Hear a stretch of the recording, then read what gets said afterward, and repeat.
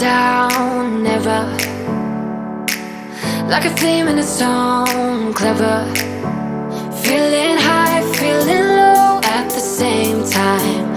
Feels so right, then I'm wrong, hoping I'll be fine. But I get up, I always do. I never think, I always do. Never thought I wouldn't jump, oh what a fool. But if I fall, I would get up again.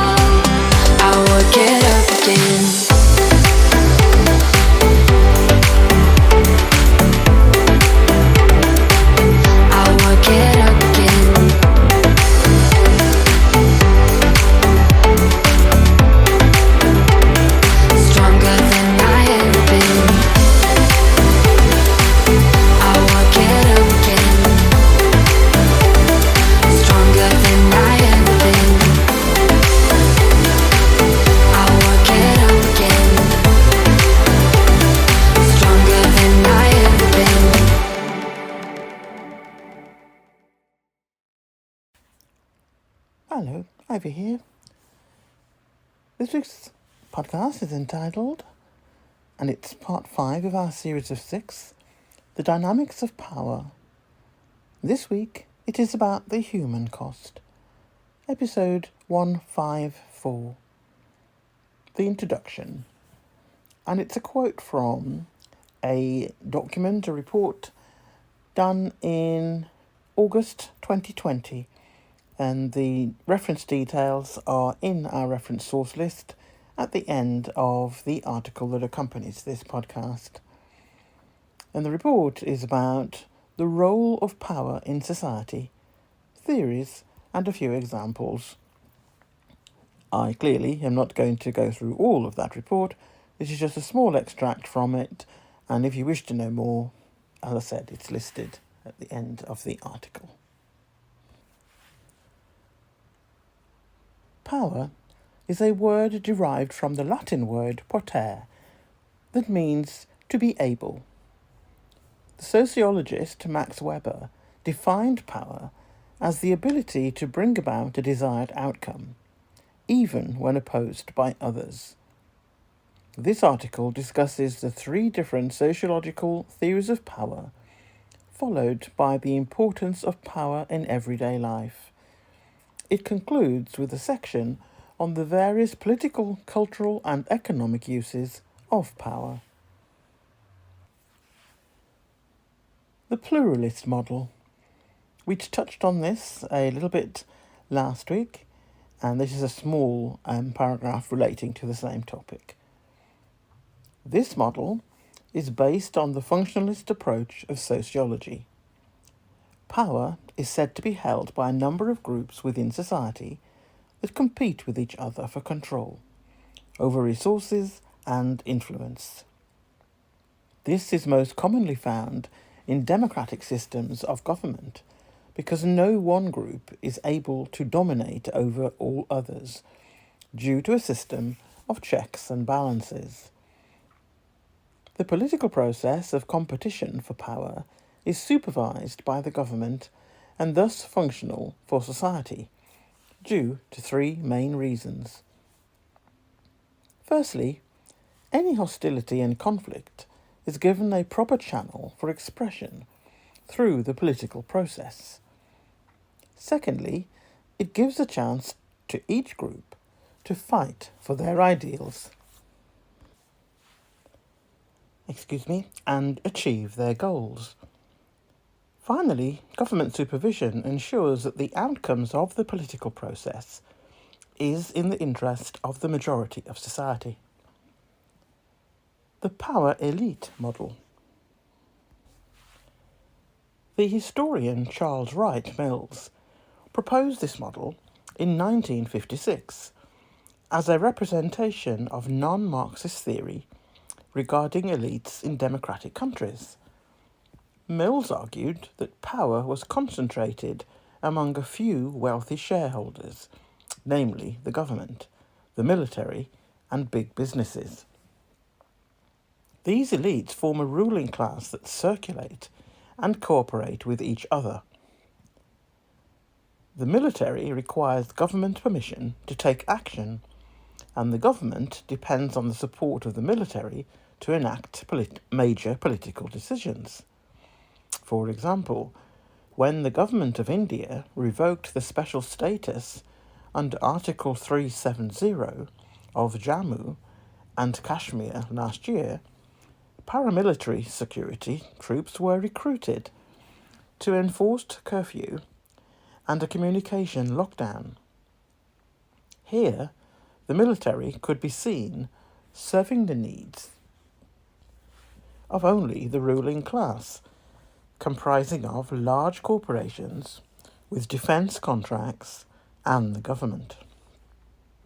Many prominent scholars and activists like Amartya Sen and Arundhati Roy protested against the government's decision, but the voices of the majoritarian public went unheard.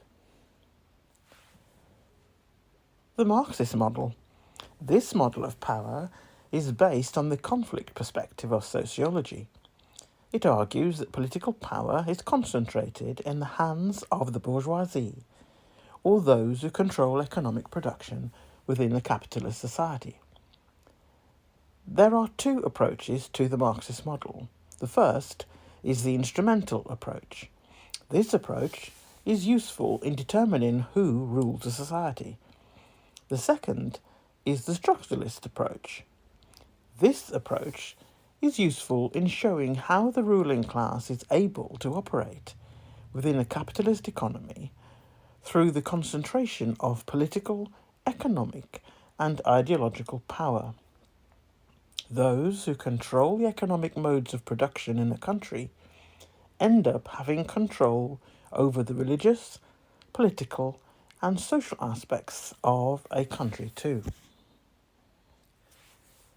Types of power in everyday life.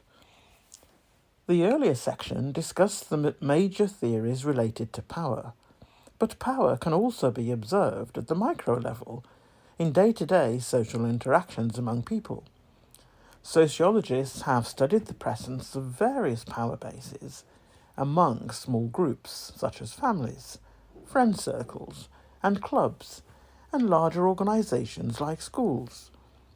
The most relevant ones have been explained below. Coercive power refers to one's party ability to punish others through the withholding of resources or by inflicting harm. An authority figure is able to control others' actions through the fear of negative consequences. For example, police officers at riots help maintain order through threats of arrests or violent consequences, such as lathi charges. Expert power is based on the perception that a person is highly qualified in a particular field. For example, a surgeon. A surgeon has expert power in medical matters relating to a patient. It is important to note that expert power is about the perception of knowledge rather than the actual knowledge itself. Hence, Someone in an authority position may be perceived as carrying expert power, whether or not they actually possess expertise. Another example, sometimes elected representatives in a political system may not be experts on matters regarding their constituencies, but they are still viewed as knowledgeable due to their superior positions. On the other hand, a person with real expertise in an area may not be recognised if they do not have the associated authority position with it. Referent power is based on feelings of admiration and respect for another person, even if that person does not seek power. For example, a senior in high school may have influence over his juniors since they look up to him as a role model. I'd like to add here, this could be female or male, unlike the text which refers to an expert as being him. Back to the extract. Informational power is possessed by those who use facts, evidence, or data to argue in a rational manner. Moreover, anyone who has information vital to others can use it to control them. For example, a wife may use evidence of adultery to obtain alimony from a husband during divorce. It names this particular case, which took place in 2013. Yeah, I won't say any more about that, although I have issues following from the previous few lines that it's the wife who's the baddie in this particular scenario, which I know happens, but it happens both ways. Uses of power. Political power, making decisions. Power can be used to influence the actions of others. On a micro scale, parents set household rules that are expected to be followed by children. In more formal institutions, like schools and universities, the administration sets rules to be followed by all students and professors. The management in workplaces determines the rules for social interaction among employees. On a macro scale, politicians set rules expected to be followed by entire countries. The legislative, executive, and judiciary all make decisions regarding the actions of citizens. For example, judges are responsible for deciding the fate of criminal offenders. On the other hand, members of Lok Sabha and Rajya Sabha aid in passing or rejecting laws concerning the welfare of Indian citizens. Thus, those in powerful political positions have the capacity to regulate the actions of those without any power. Economic power, allocating resources. Any individual or group in charge of economic resources, such as income, has power over the actions and outcomes of other groups. On a small scale, within families, the bread earner of the family wields considerable power over the rest of the members. For example, if the father is the sole individual with an income, he may decide how to use that money for his family.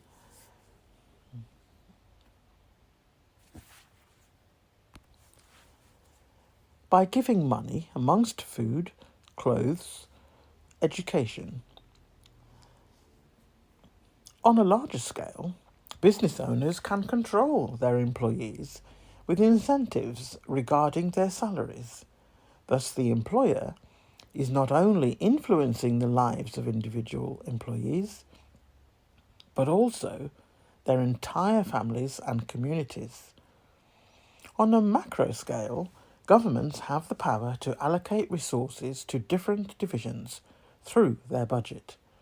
Politicians control the outcomes of different strata of society by deciding the distribution of money among public projects and social welfare schemes.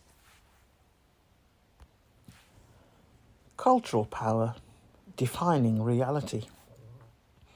Our social reality is defined by our interactions with different people.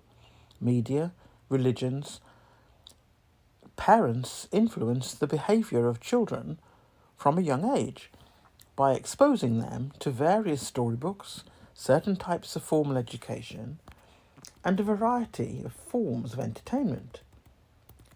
Children imbibe the values and worldviews and accept them as their reality. On a larger scale, the media shapes our thoughts, as we went through in our last podcast, by selecting certain news that they think is worthy of covering. In the process, they might marginalise other important stories by failing to give them a voice. And we all know of several examples of that going on in our respective countries. For example, the lives of celebrities may be widely covered, but the issues faced by indigenous tribal communities might be ignored at their expense. Noam Chomsky spoke widely about the powerful role that media plays in shaping our societies. The impact of job displacement. What causes job displacement? The phenomenon of job displacement, driven primarily by technological advancements such as artificial intelligence and automation, represents a significant shift in the global workforce landscape. This section explores the various dimensions and implications of job displacement, providing a clearer understanding of its causes and effects. As the dawn of artificial intelligence and automation reshapes the horizon of the global workforce, the phenomenon of job displacement emerges as a critical concern warranting immediate attention. The rapid advancement in technology, while promising enhanced efficiency and innovation, also poses a significant threat to traditional job roles. Sectors facing high risks of job displacement. Certain industries are more susceptible to the impacts of AI-driven job displacement. Manufacturing. Advanced robots perform not only repetitive tasks, but also those requiring adaptability, significantly reducing human labour needs. Transportation and logistics. The integration of autonomous vehicles and drones is set to revolutionise this sector, decreasing the demand for drivers and warehouse workers. Retail and customer service. AI-driven platforms and chatbots are increasingly taking over customer interactions, diminishing the need for human customer service representatives. Administrative and clerical work. AI's capability to rapidly process and analyse large volumes of data makes it ideal for automating routine admin tasks like data entry and appointment scheduling. Economic and social implications. The immediate effect of AI-induced job displacement often manifests as job loss, leading to economic and social challenges for affected individuals. This can trigger a ripple effect throughout the economy, impacting sectors interconnected with those directly affected. Over time, while the economy might adjust, introducing new job opportunities, this transition requires significant investments in reskilling and education to align the displaced workforce with emerging job requirements. The disparity in skills and access to education can exacerbate inequality, highlighting the need for targeted policies and support mechanisms. Long-term outlook and adaptation strategies. In the long run, technological advancements may lead to the creation of new industries and job opportunities, potentially offsetting the jobs lost to automation. However, the pace and distribution of this job displacement are difficult to predict and vary by industry, occupation, and demographics. It's crucial for policymakers, businesses, and educational institutions to collaborate on developing strategies that not only mitigate the adverse effects of job displacement, but also harness the potential benefits of technological advancements. Customer operations. We've already gone through an aspect of this a few minutes ago. In the article, there is a much longer section, which I'm not going to read out. There's no need. It's there for you to look at if you so wish.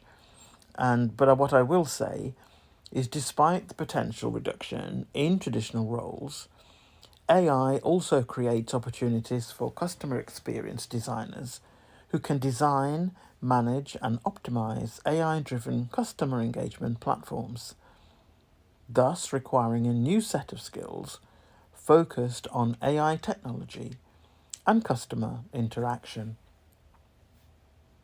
Let's have a look at marketing and sales, another area that is at risk.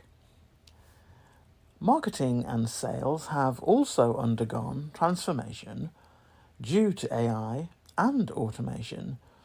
The adoption of marketing automation systems and AI technologies allows for the automation of repetitive tasks such as data analysis and personalized content creation.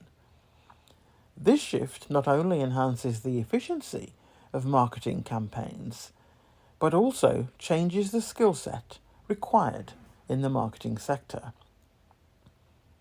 There is now a higher demand for professionals who can handle AI tools and data analytics to craft targeted and strategic marketing initiatives. As routine tasks are automated, the focus in marketing shifts towards creativity and strategic planning, emphasizing the need for innovative thinking in campaign development. Another area, software engineering. The field of software engineering faces both opportunities and challenges with the rise of AI. While AI can automate certain tasks like code generation, testing, and maintenance, it also spurs the creation of new roles in machine learning, data analysis, and AI system development. However, AI's capability to perform routine programming tasks could decrease the demand for jobs focusing solely on basic coding, thereby shifting the industry's focus towards more complex and creative software development tasks. Software engineers are now required to continually update their skills and adapt to new AI technologies that can enhance their work, but also potentially replace certain aspects of it. There is a section on research and development. I'm not going to go through that for the podcast, but there is a section on this area in the article, but it pretty much runs along the lines of there are certain aspects of the work that that in research and development, various engineers will be doing less of certain things, but there are new skills required in aspects of their work that currently, at least, AI cannot do. That may change in the future, but for the moment, the AI aspect appears to be focusing on data and data collection and data analytics, but there are actually sort of hands-on things that need to be done, and also based on experiences and thought processes about how things can develop. So it goes into that aspect of it, but because that appears to be a theme that's running through the various sort of summaries that I extracted from various reports, that seems to be some of the golden threads that are running through all of them so far. That may not be the case if I was to go through every single reference source that was cropping up, but so far, from the ones that I've elaborated on a little more in this podcast, and also even more so in the article, so far that's what is coming through. It will come through in a few of the others coming up, but it may well be that in the list of the reference sources, new things may come on board that I haven't and didn't see when I was researching. Job creation, due to AI.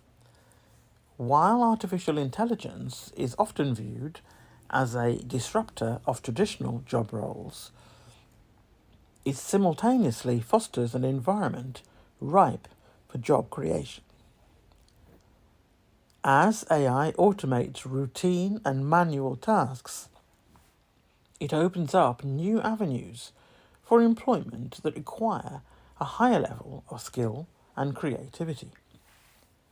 New job roles.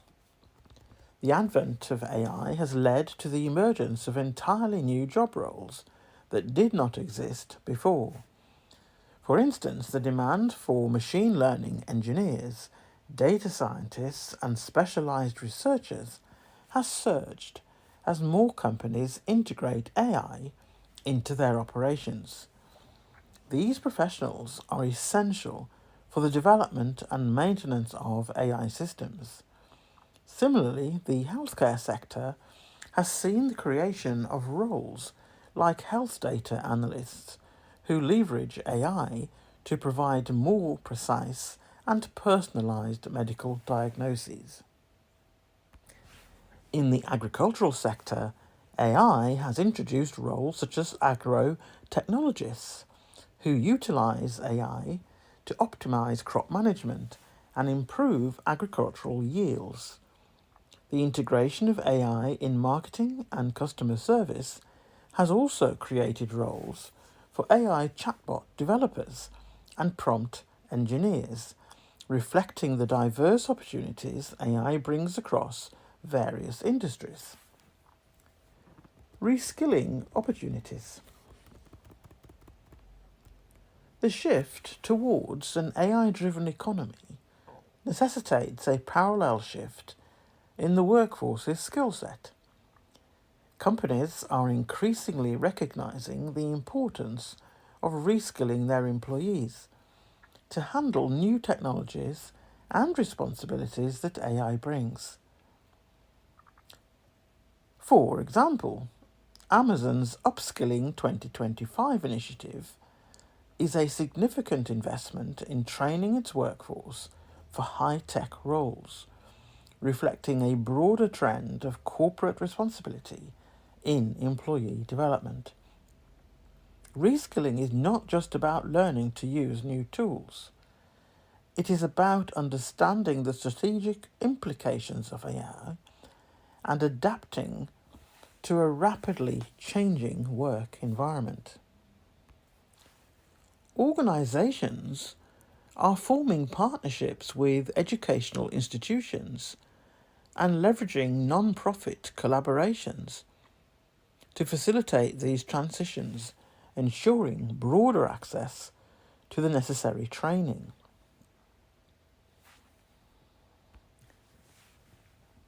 This next section is a small extract from a much longer but very, very interesting report.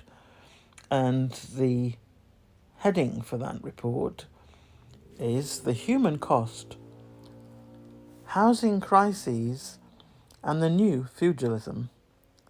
And this report was published in January 2025. So it's quite a recent publication, written by four individuals. And as I said, this is an extract from a very long report, but made for some interesting reading. The links are in the reference sources. I will say now, just from what we've gone through up to date with this podcast, is that in terms of the human cost of power dynamics, housing is one key area, as well as the workplace and the changes in the skill sets.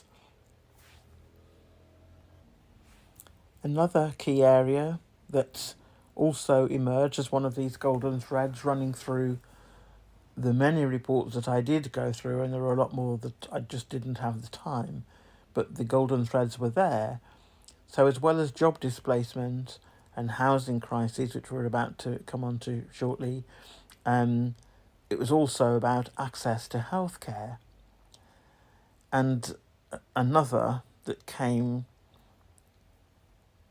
that formed a very substantial part of this particular podcast was extreme inequality. And furthermore, it also appears as a main theme in history. So remembering the framework that we've used for the 4 episodes so far, this one and the last one coming up, all of them have got historical parallels included for a reason, for us to look back, see what happened, what did we and what can we learn from decisions made. And the fact that extreme inequality is highlighted as being something that continues to happen and has done throughout history.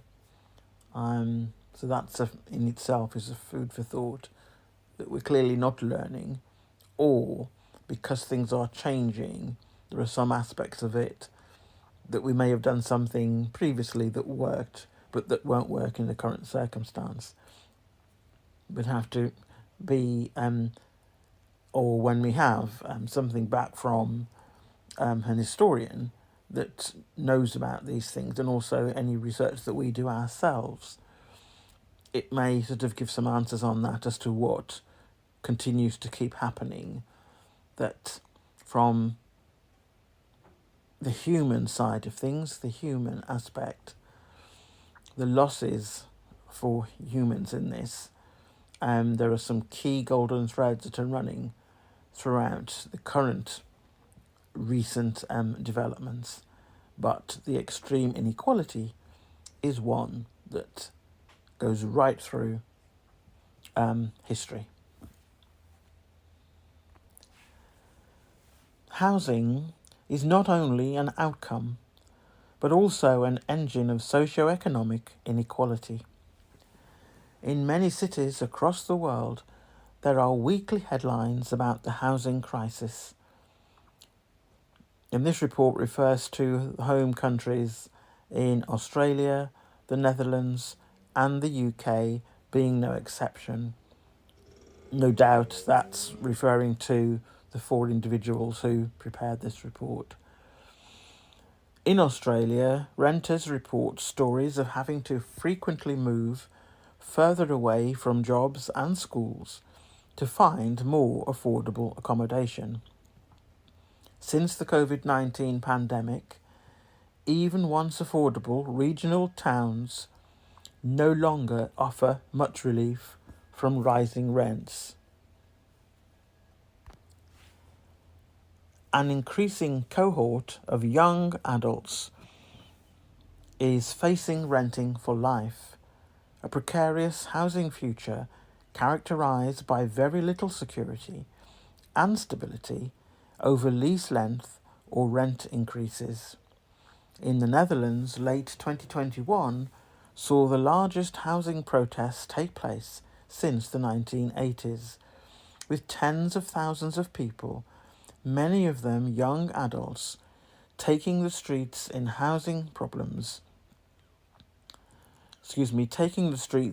Amsterdam, Rotterdam, and other cities.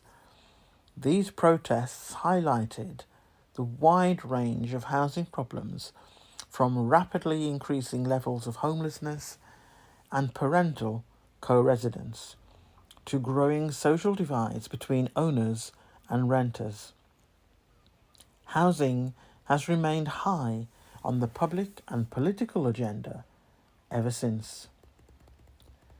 In the UK, policymakers continue to tout home ownership as a preferred tenure of choice, despite mounting difficulties for many to access the tenure, particularly in London. Renting privately for longer periods of your life has become the new normal, especially for younger people without significant savings and parental support. While highly precarious and unaffordable, private renting often remains the only available alternative in a housing system with highly inaccessible home ownership and a severe shortage of social rental housing.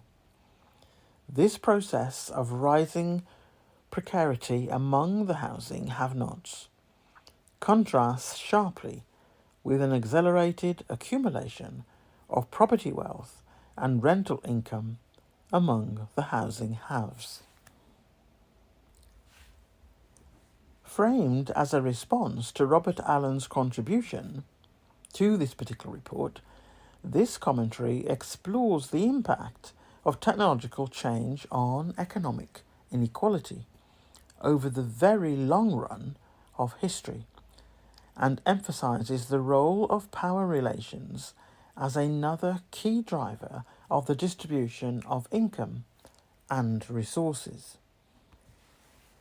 In his exploration of the ebb and flow of British and American inequality during the last 4 centuries, Allen focuses primarily on the interplay of wages and the technological change.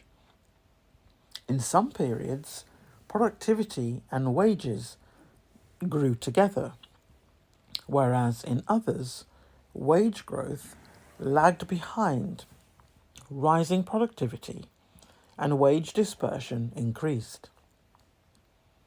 By and large, technology is in the driver's seat of what is essentially a story of supply and demand, shaping incomes from labour and thus income inequality. Another extract from one of the reports listed.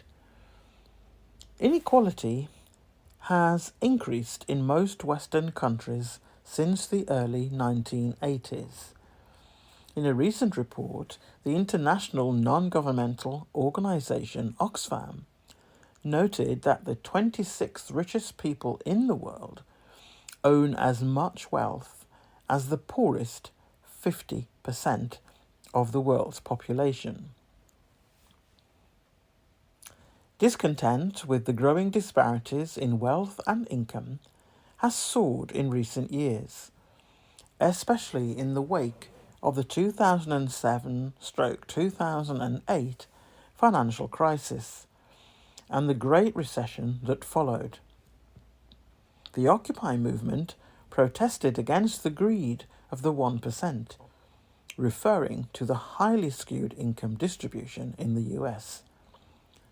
Former US President Barack Obama proclaimed the growth of within-country economic inequality as the defining challenge of our time.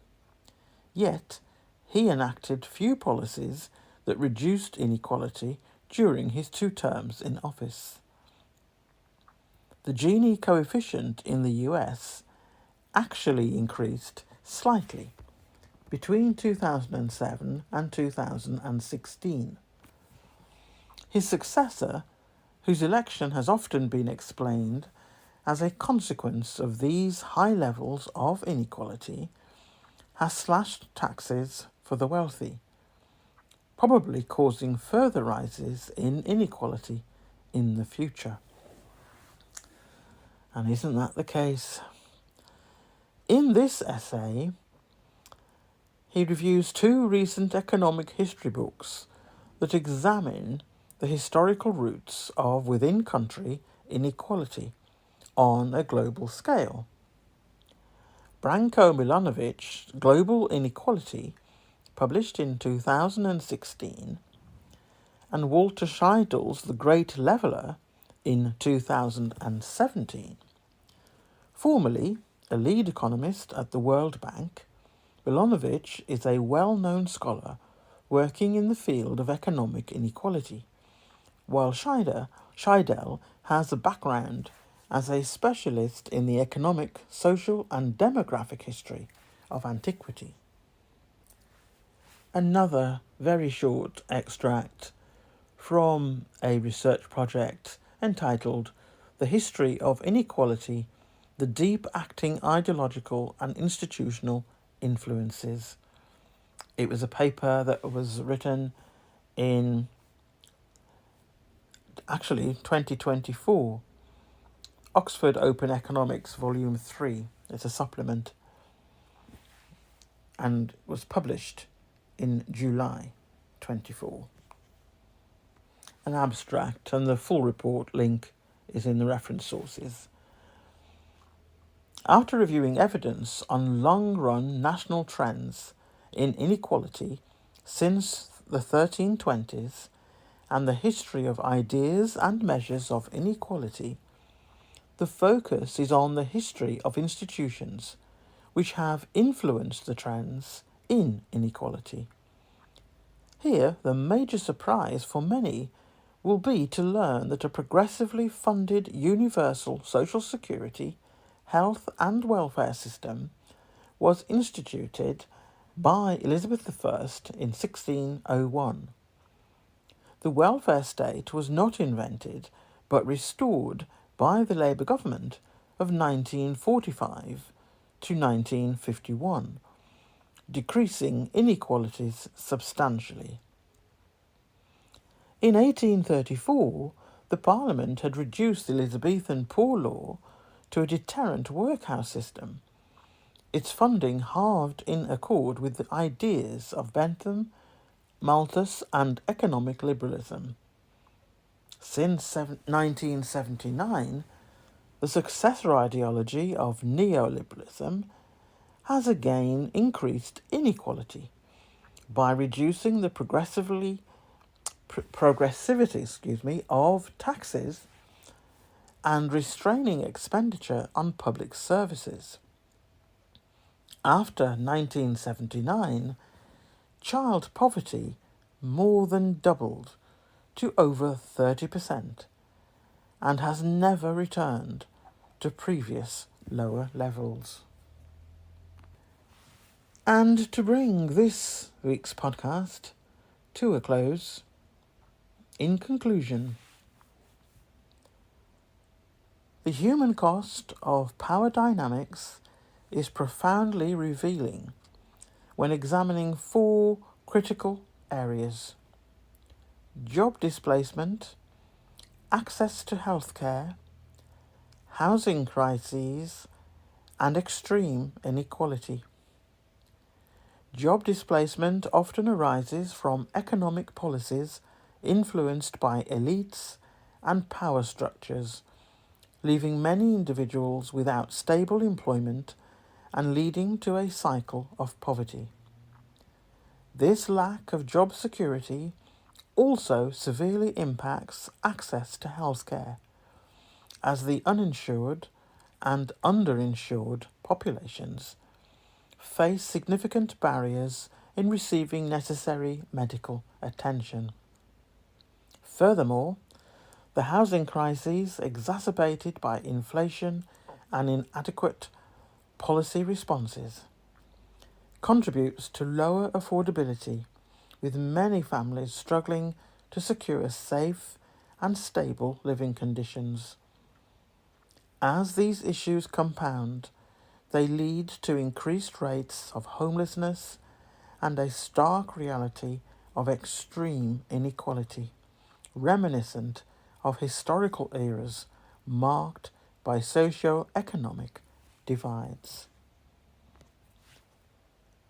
For those interested in exploring these themes further, Capital in the 21st Century by Thomas Piketty offers an in-depth analysis of wealth concentration and its implications for society, making it a valuable resource for understanding the enduring impacts of power dynamics on human lives.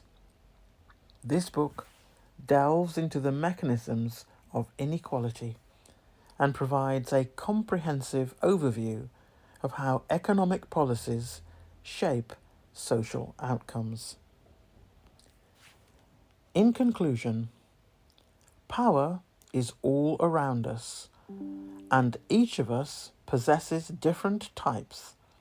It can be used to make both positive and negative impacts. While studying our society, it is vital to recognize the power held by certain individuals and institutions in shaping our social reality. That's the end of this week's podcast.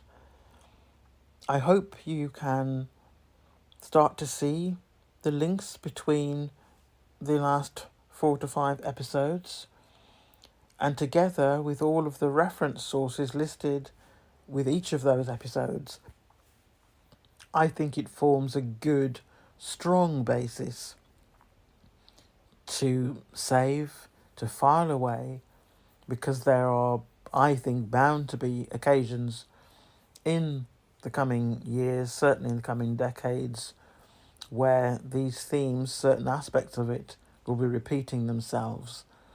And it's a very quick way of going through what was learned and what worked and what didn't work previously, and to look for possible solutions and sort of build up your knowledge base that way. So, that's it for another week. It's bye from Ivy. Bye from me. Bye.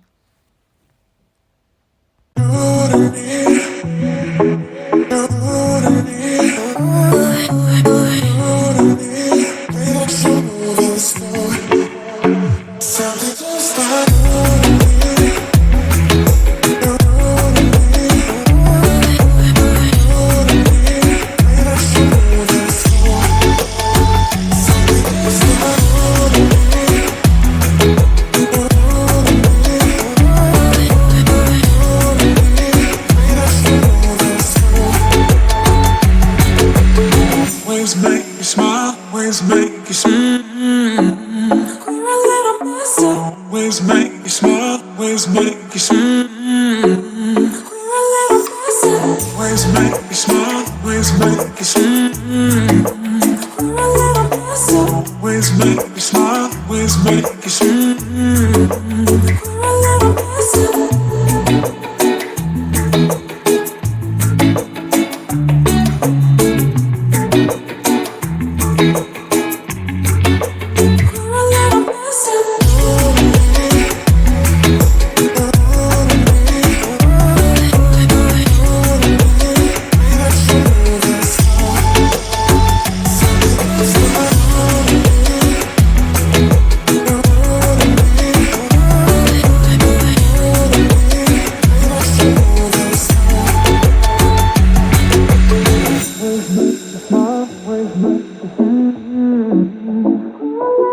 Always make you smile, always make you smile. Always make you smile, always make you smile.